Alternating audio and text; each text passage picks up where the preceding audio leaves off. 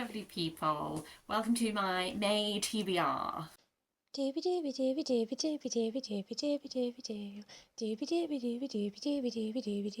Vlogs.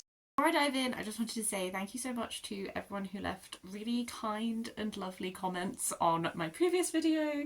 I'm very touched. I wasn't expecting to have so many people reply, but I've written down everyone's book recs in my little sunflower notebook, and I've started putting some hold requests in at the library. So as well as what I'm about to talk you through, I'm hoping that from May onwards I'm also going to be able to start tackling some of the books that you guys have recommended, and I'm really excited. There's a lot in there that I had never heard of before that sounds really interesting, so that's fab. In this video I'm going to talk you through what I have earmarked for doing a little bit of a Medieval Mystic May return. Medieval Mystic May, in case you didn't know, is a little reading moment that I did last year because I realised I had a bunch of books that were somehow related to sort of like medieval female mystics, and then I ended up doing 2 reading vlogs.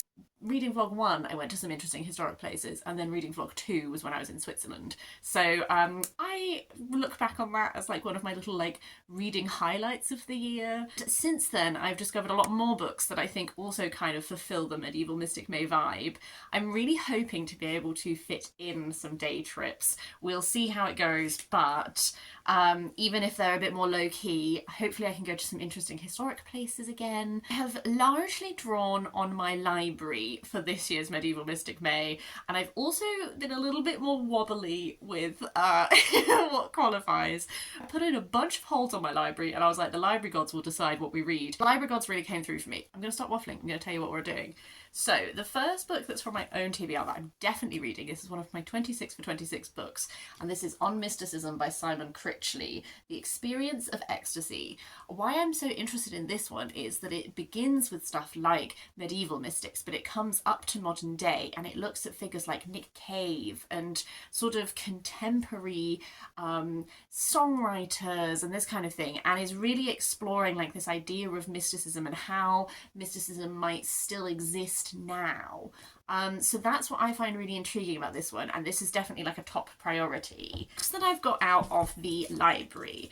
I always want to make sure when I'm doing Medieval Mystic May that I am doing some sort of like primary medieval text. So the one that is actually like a mystic medieval text is The Interior Castle by St. Teresa of Avila. This is translated by Mirabai Starr. Teresa of Avila is a 16th century saint. I'm just going to read you the thing from the blurb to make sure I get it correct. So, overcome one day by a mystical vision of a crystal castle with 7 chambers, each representing a different stage in spiritual development, she wrote The Interior Castle. I'm intrigued by this. I really enjoyed, when I did this last year, I revisited Julian of Norwich. I had read her work before, Revelations of Divine Love, but I enjoyed revisiting it. So I'm kind of, from this year onwards, trying to slightly expand and read primary works by medieval women that I haven't read before. This one doesn't fall so much into the mystic category, but last year I read a book by Hetta Howes, cover here, which was looking at specific women from the medieval era, and then also broader experiences of women in medieval era. And one of the people that she looked at was Christine de Pizan, and I've been wanting to read her work for ages. So I was like, let's just wrap it up into Medieval Mystic May.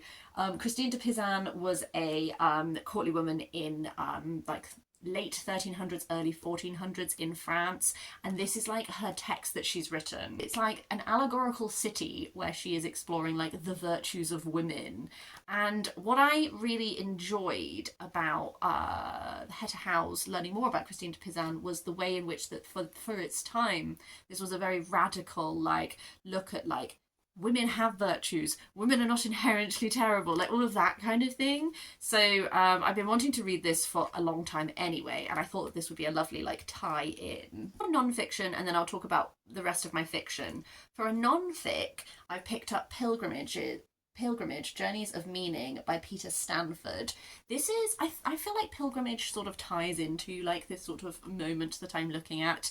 And this is a non-fic that is looking at different historic pilgrimage routes, and then sort of how they have endured and what my understanding is about looking at them in a historical context, but then also looking at them in a contemporary context and like the role that they still have and that kind of thing.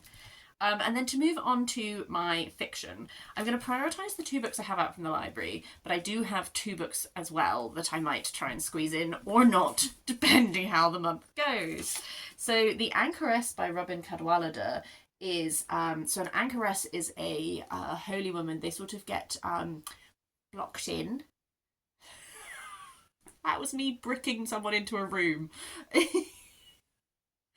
So an anchoress would be bricked in to like a small cell, and they would exist in this cell. People, they have like a tiny window so they could have food delivered to them, and people could come and like seek spiritual guidance and all that kind of thing. But it's both a very isolating experience but also a strangely public experience, and I think that's what I find intriguing about it as like a concept.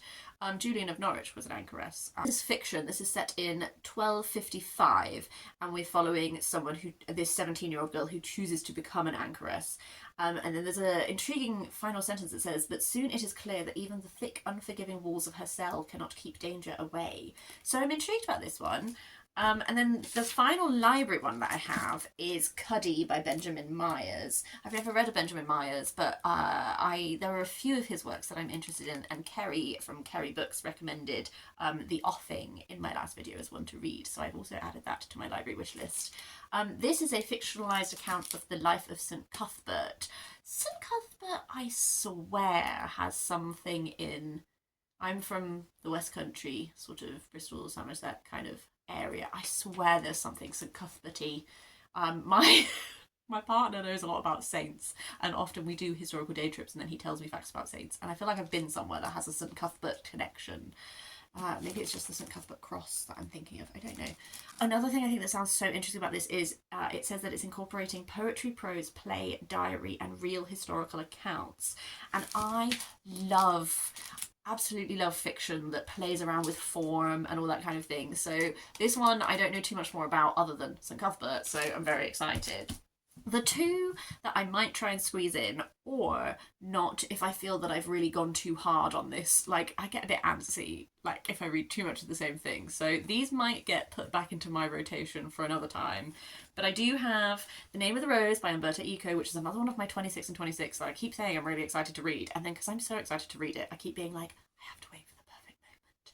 This is set in a monastery, a Benedictine monastery I believe, and some of the monks are being murdered, and so someone is there to investigate. So it's kind of not really medieval Mystic May, it just is medieval, but there's a sort of vaguely religious connection there.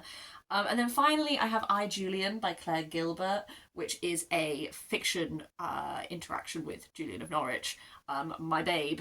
But I'm thinking that I might save this for maybe next year's medieval Mystic May, I don't know, but I think probably this whole stack I might be a bit Mystic May'd out halfway through it, so I'm giving myself the option to delay these to another day. I don't know why. Why do I feel so drawn to this as a reading moment?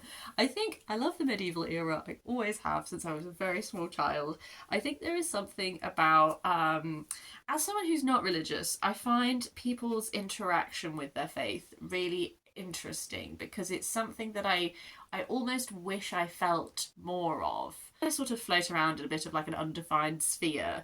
I think there's something about particularly like medieval mystics, like this, to me, this idea of like having visions and stuff feels so like radical, and all of this for the particularly like for the time it's in and everything, and a lot of the time these people are you know, I'm thinking of like Marjorie Kemp and stuff like that, these people who are quite like ostracized for it, and it is quite like an extreme thing in the time. I just find something about that experience so fascinating, and I find people's connection with their faith so interesting. So hear if you have read any of these, do let me know your thoughts, because that might help me prioritize what to read before I have to return things to the library. I hope that your April's been lovely and that you have some nice books on the cards for me as well, and I will see you next time for something different.